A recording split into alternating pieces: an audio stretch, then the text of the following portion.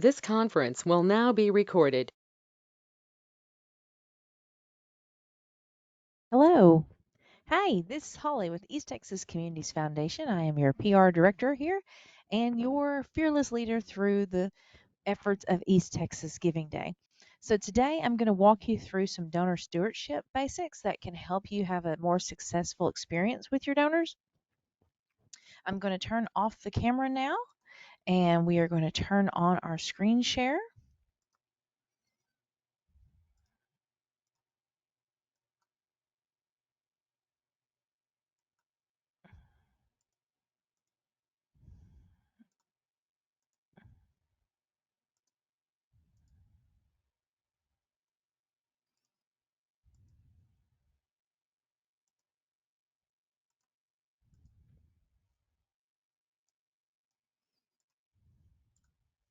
Okay, sorry, that took a few moments. Okay, so this is all about donor stewardship for East Texas Giving Day. Okay, so first we got to talk about ETCF. We are a nonprofit 501c3 that serves individuals and nonprofits. We work in 32 East Texas counties and we administer charitable funds. We have 5 different fund types. Donor advised funds, which are basically like a charitable checking account for a donor. Cash is not always the best asset for a donor to give. So the way we work is that we can help a donor with an appreciated asset. It could be timberland, it could be real estate, business interest. There are a variety of things that can be converted into charitable cash. That's our specialty. Nonprofit funds usually benefit a single charity. They can be endowed, but they don't have to be. They can be administrative funds, they can be building funds, they can be for a lot of different things. If your organization has maybe some cash in CDs, perhaps creating a nonprofit fund could be a more advantageous way for you to use that resource and have it exposed to market growth. So if you do have something like that and you're curious, give us a call. Um, we are a no pressure sales environment and we just want to coach you to be the best facilitator and steward of those resources that are at your disposal. Scholarship funds are an excellent way for donors to make an impact for longevity. Scholarship funds here at ETCF work like this.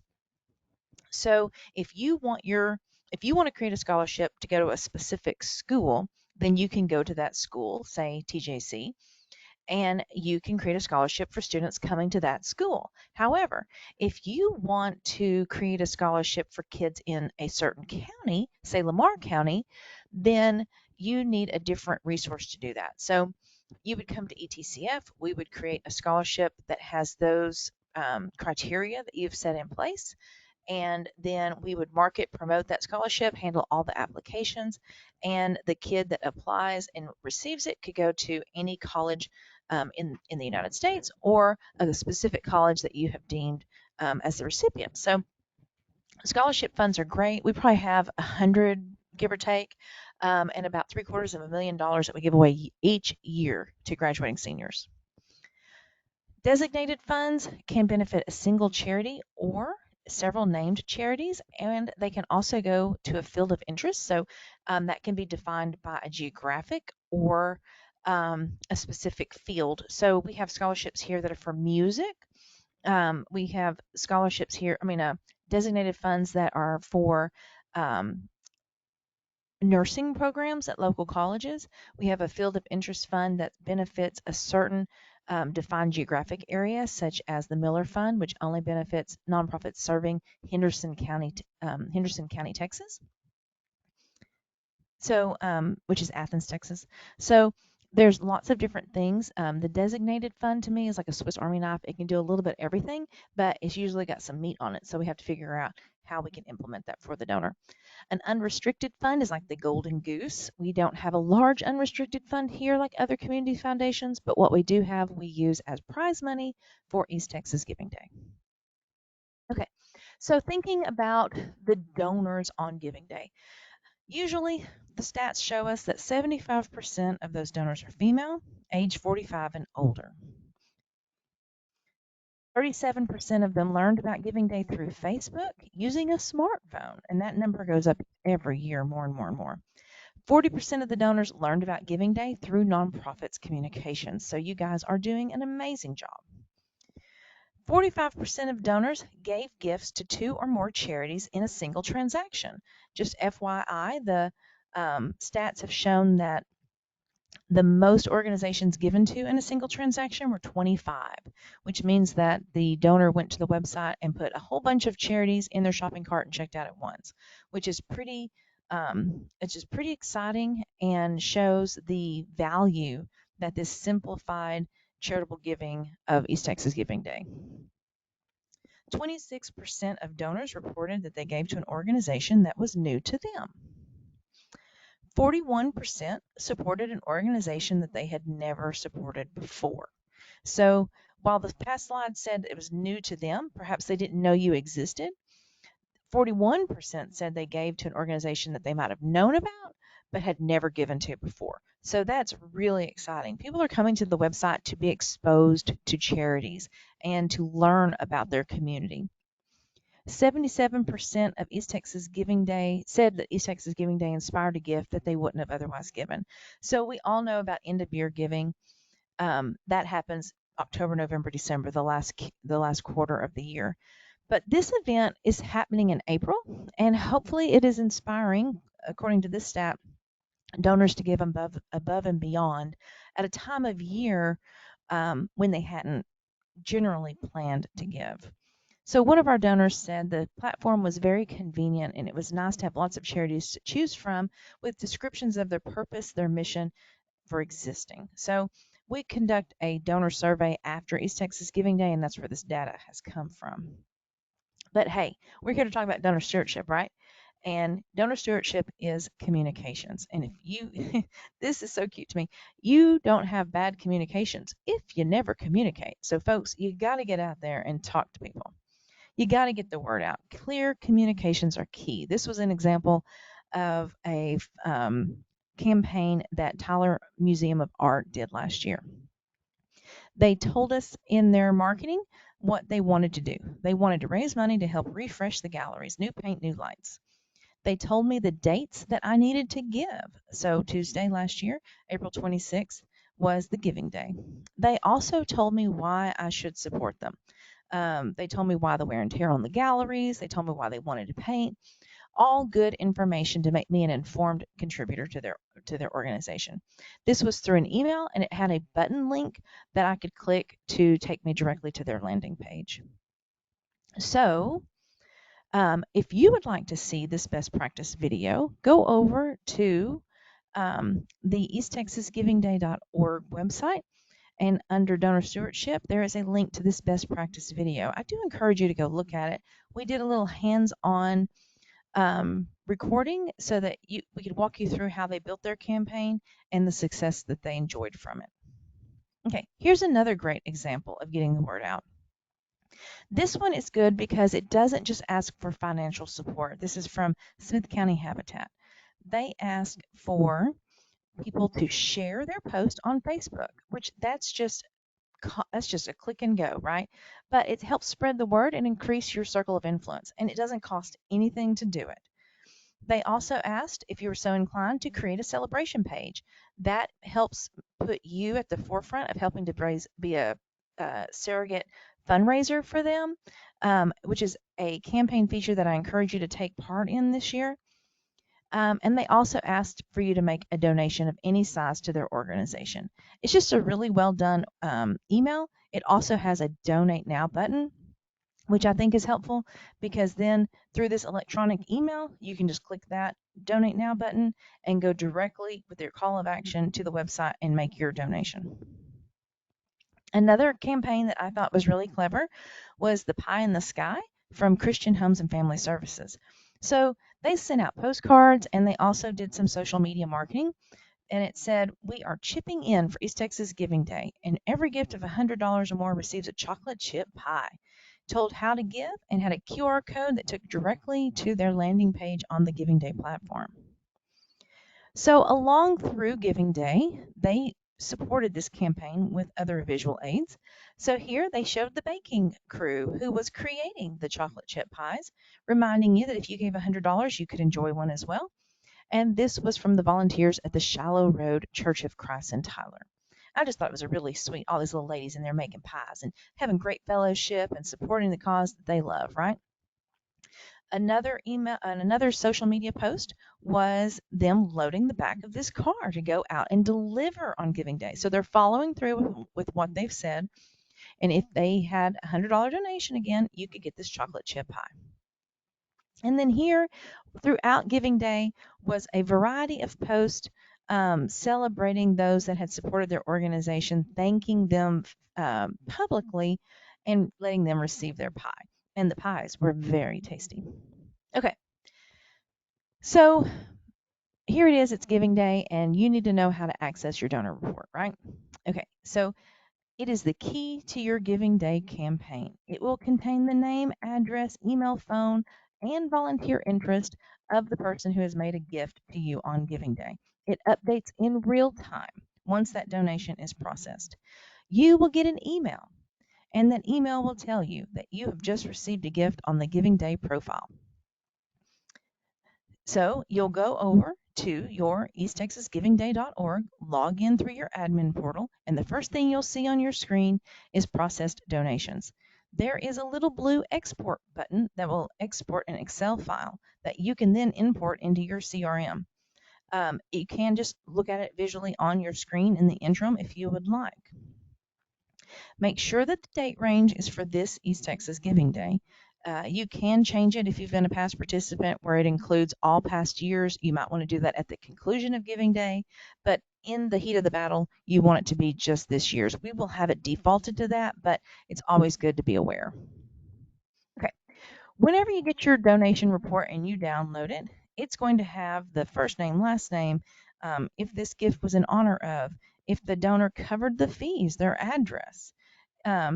It will also include volunteer information. If the donor at checkout select no, they do not want volunteer information, then they've kind of expressed their wishes at that point.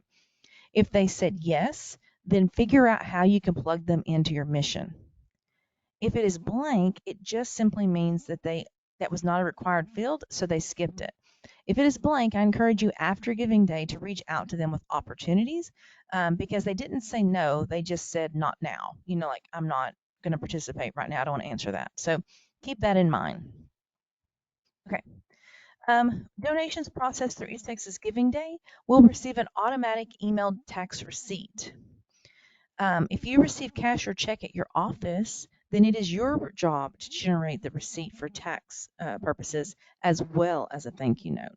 No matter what, everyone that gives to your organization through the Giving Day event should receive a thank you letter. Now, here's another key thing. 99% of donors that gave in Giving Day said they would participate again if asked. So you have to do nothing more than email those particular givers from last year and ask them to support you again. 99% of them said they would, which means that there is a high approval rate of this campaign. Don't underestimate its power. Follow up with those donors. Keep the momentum going. Offer customized invitations for unique volunteer opportunities. Send a checklist of ideas of how a donor could plug into your organization. Like, I don't know if my skill set translates to your organization unless you provide me with some examples of what kind of volunteer things you have.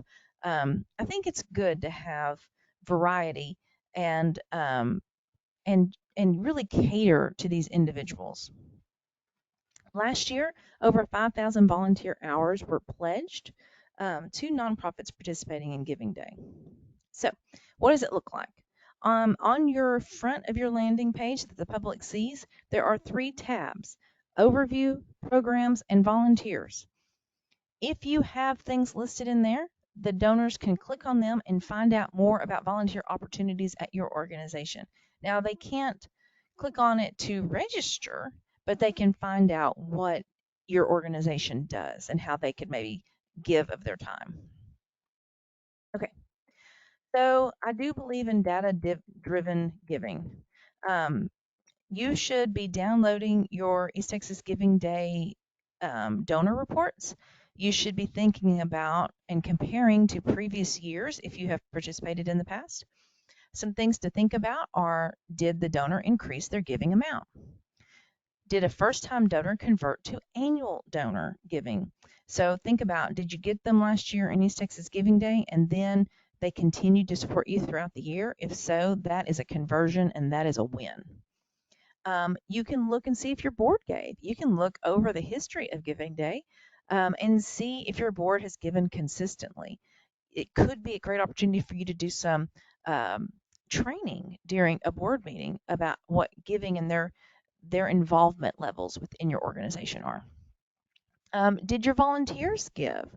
Are you segmenting your volunteers and asking them to give on Giving Day and share it on social media that the event's happening?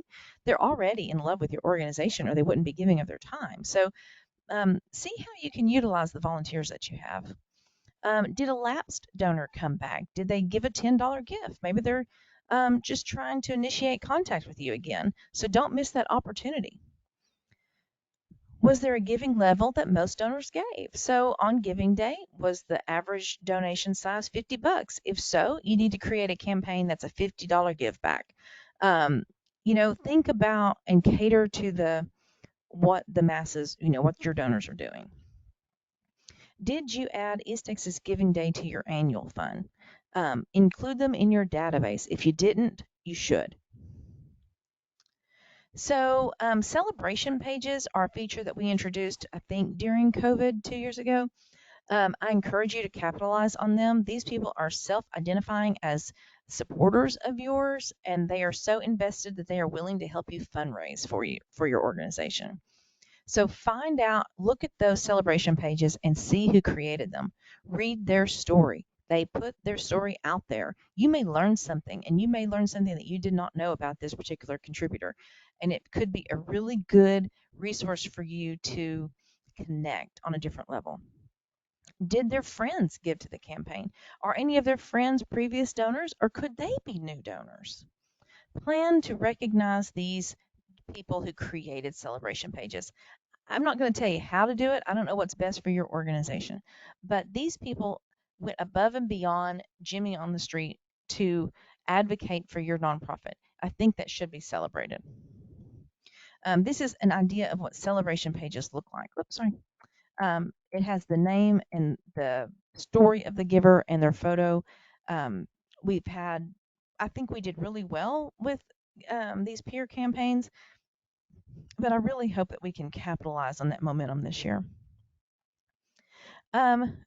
Fundraising can be fun. First Tee did a great campaign about spreading the words, create your own fundraising campaign. They really sent out an email promoting these celebration pages. I encourage you to do that as well. That way you can drive people to increase the number of like fund development officers that you have, because these people are out there independently working for you.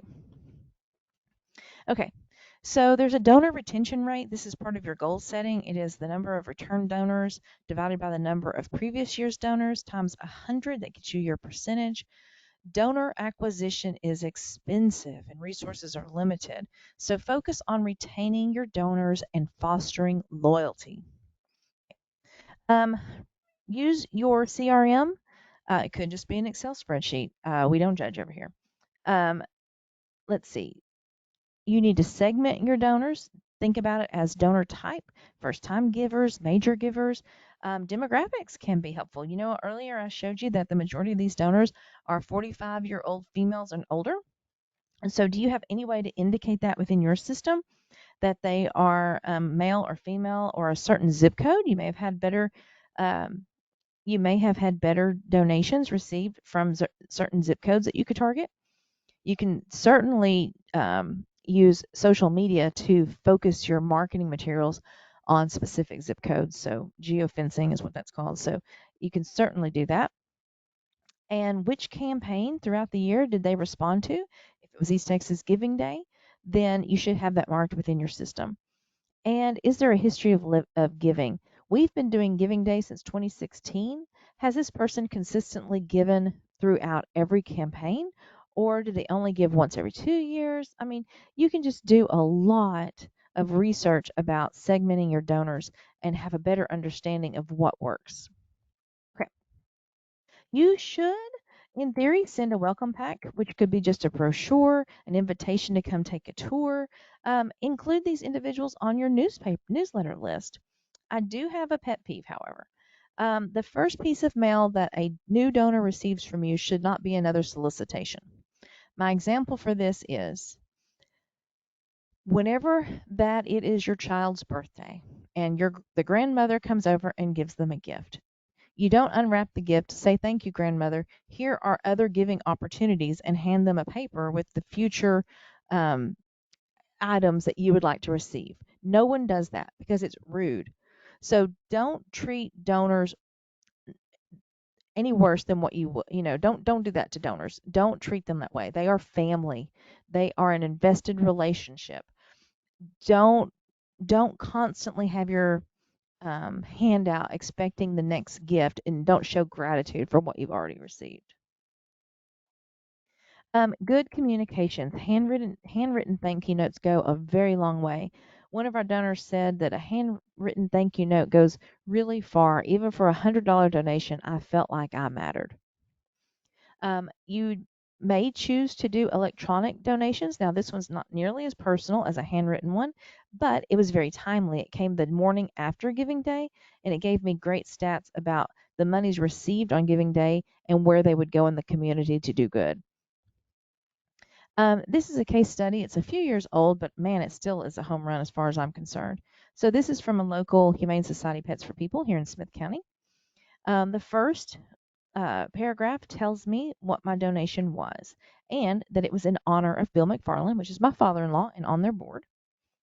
It invited me to come to see the facilities, and it gave me the contact information for the executive director, which I thought all of these are really great things. It's telling me that I am now part of the family, and that they're trusted, and I can come see their facilities at any time. And that's a small shop, right? So up in Dallas, you expect people in the Metroplex to be more skilled in their fundraising, right? Well, this is from KERA. It tells me when the event date that I gave, which was through North Texas Giving Day. However, I did not receive this thank you until December 6th, so that's several days that went by. It also gave out the wrong information. It told me that I would receive tax information from the Communities Foundation of Texas in January, which that is not the case. I received the moment that I made my contribution through North Texas Giving Day, I received an email with my tax information. It was immediate. This just tells me that they were uninformed about how the event works. It also invites me to speak to someone in member services if I have any questions, and I can call during business hours. While there's ample space provided, they did not provide me with the business hours. And I know that I can assume they're open from 8 to 5, but what if they're not? What if they're not open on Fridays? There's a lot of nonprofits that don't work on Fridays. It just is a very incomplete and very, it just shows that I'm not a valued contributor to their organization. It was very transmittal. They have gotten better. I gave again to KERA. The date of the event was the 17th, and they sent this email inviting me to give. I did, and by the next day, I had received this email. Again, it was electronic, so it's not very personal, but it did do the job, and it told me how many contributions and what their totals were. I thought that was good information, but again, it's just not as personal as a handwritten note. Okay, donors do want to see the impact. They want to know where their money went. They want to know how much was raised, the number of gifts. They want to know how it's going to help your mission. Communication is the key to successful stewardship. Here's another example. This one's from Northeast Texas Community College. They do a campaign for a work scholarship program leading up to Giving Day. They sent out this email saying that your gift could be doubled. They sent out a piece of paper, a physical mail piece that invited us to make history and give local and help North Texas Community College students.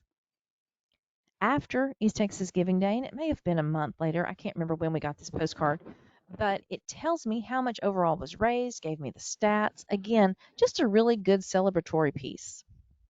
Now, this one is a very interesting case study of an organization that I supported on a whim. So I follow all things East Texas. I follow all giving days across the country, and every now and then I make gifts just to see what the response levels are, to see how their sites work. I do it for lots of various reasons. Okay, so this is about Williamsburg Battlefield Association. Okay, so I made a gift on Giving Day back in 21 for Williamsburg Battlefield Association. So this handwritten thank you note came. It was telling me thank you for giving in Give Local 757. They welcomed me as a new recruit. They were interested to find that I was a supporter from Texas, and they really wanted to know if I had a ancestor who had possibly fought in the Williamsburg battle. They just were really intrigued that I was from so far removed from their actual physical location, but still supported them. Time went by, and I received an email from them. Now, this was leading up to the next local 757 giving year. They sent me an email saying that they had used the funds to create a short video series from their past giving day, which I just thought, well, this is interesting. Let me click on this video to see where this video takes me. The video was so well done and very entertaining, and I learned a lot about the battlefield. So what did I do? I clicked on the link and I supported them again on Give Local 757. They sent an email that said today's the big day. Make your donation with the donate button on it. And then they also, the next day, sent an email that said Give Local 757 helped us raise $1,200 for the Forgotten Stories of Civil War Williamsburg. I also got another handwritten thank you note that gave me lots of really good information about how they had been doing just great work of they had acquired 245 acres of the Williamsburg battlefield. They released their first short video. They planned a first in-person event. Man, they were just making great headway, and I felt like I was part of that, even though I was only giving very small gifts once a year through this Giving Day platform. I then got an email again that says that they were doing here at the first of the year, this was on January 14th, you were invited to make, at your house, they sent recipes for you to make a bird suit that you could create in small little ornaments, small things, and hang them around on this Ezelkier tree. And they were inviting you to come out to the battlefield and just walk around and look around at the battlefield. No contributions were asked for other than just to come get outside and enjoy the day, right? Man, I just thought this was the coolest thing. I took the recipes home. My kids made little bird soot decorations that they hung around in trees in our yard. Even though we could not get to Williamsburg, Virginia, to participate in this, we felt like we were still doing something fun and outdoorsy here in East Texas. Again, just really neat opportunities to engage your donors and recruit possibly new volunteers. I just thought they've just done a great job. Okay, so go digital. Create a thank you video. Now, I am not the best at this. However, there are apps that can help you, and YouTube is your friend. Video Shop, iMovie, Splice, TikTok, whatever your flavor is, I encourage you to explore and experiment and see if that fits your donors. Beware that sometimes donors will be excited that they received a thank you from you, and they may put it on social media. So one of our partners at KETK, when she was the anchor here, Cynthia, we sent her a little swag bag of some goodies and a personalized thank you note, which she then turned around and put on her social media page. I was like, oh, wow, okay. But looking back, it makes me very happy that she thought enough of our event and wanted to continue to celebrate the work that we had done. Okay, so how does Giving Day and all of this fit within your development plan? Again, Giving Day is annual gifts. It's the small tier donor that really help keep your organization going. Major gifts is the next step up the rung, and planned giving are your estate gifts. But East Texas Giving Day is down there in the blue circle, annual gifts. These annual gifts are the primary route to raising funds. It is the beginning of a relationship that you can hopefully bring those donors up that pyramid to an estate plan. Annual giving is made up of 3 general areas of appeals, events, and stewardship. You want to review your donor support annually, cultivate donors, increase giving levels, solicit new donors, and broaden your base of support, which is why Giving Day is crucial as an event to help you do that. Helps you identify and develop new leadership. People who give to you on the ground level could eventually become really good board members. It helps educate people in your organization and constituents about the work you do.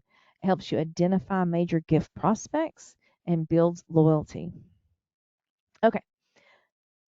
If I can help you with anything, give us a call. My email is on there, hmcfarland@etcf.org.